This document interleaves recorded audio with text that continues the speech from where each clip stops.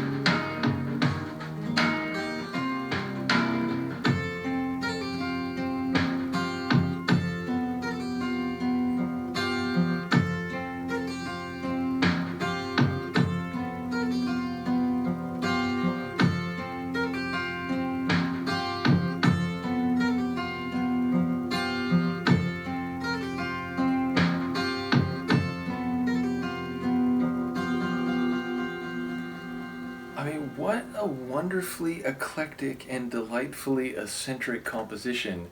And I may have been wrong. Maybe that acoustic guitar there is Imahori Tsuneo.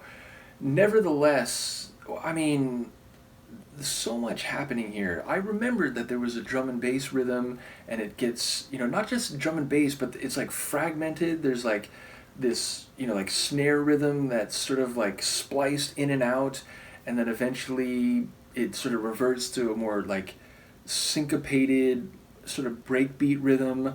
So it's very dynamic, including specifically with the configuration of drums and the rhythms over the like second and third thirds of the track.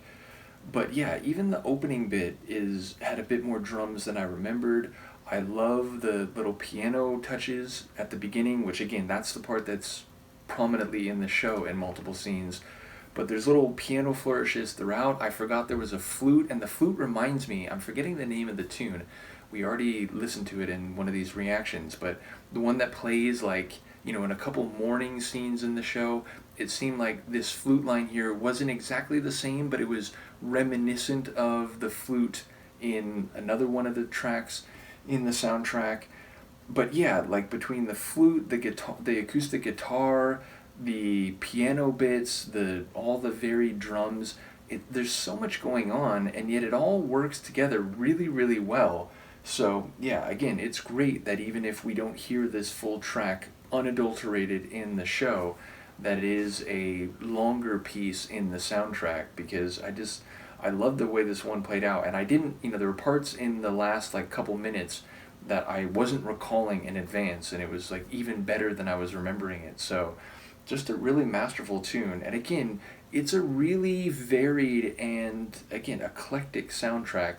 So I love the variety in the soundtrack overall, and it's a credit to Imahori Tsuneo and the other collaborators, because again, some of the tunes have collaborators that worked with him. But yeah, it's a masterful piece of work, just like the show itself. And again, shout out to Chris, my friend up in Alaska, who has made available Trigun Stampede. I still have it. It's still just waiting for us to go through. So I'm very much looking forward to doing that, and we'll try to get to it in the not too distant future. So I'm still going through Shangri-La at the moment, and we'll see whatchamacallit. After I go through that, I'd like to do one or two others. But at some point, we'll do Trigun Stampede, which again, from my understanding, is like a retelling of the story from the original anime, but in a more condensed fashion. So anyway, we'll look forward to that. Let me know what you think of this, and I will see you next time. Peace.